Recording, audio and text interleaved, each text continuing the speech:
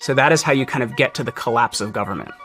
And because people will often say about Caesar, of all the bad things he did, now I'm not saying he's a good guy, bad guy, but I am saying the people in political power did push him to do what he did. You get what I'm saying? They created an environment where he had no choice.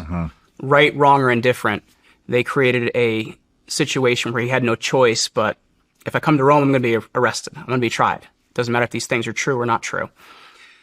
So Cato's going to commit suicide by disemboweling himself. Pompey's going to be killed.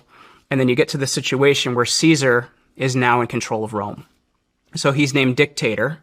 And later on in 44, he's going to be named dictator for life, which is something unheard of. It's akin to a king.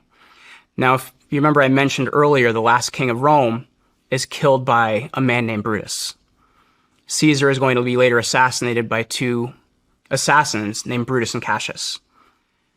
When you look at family ties in Rome, not upsetting your ancestors is very important.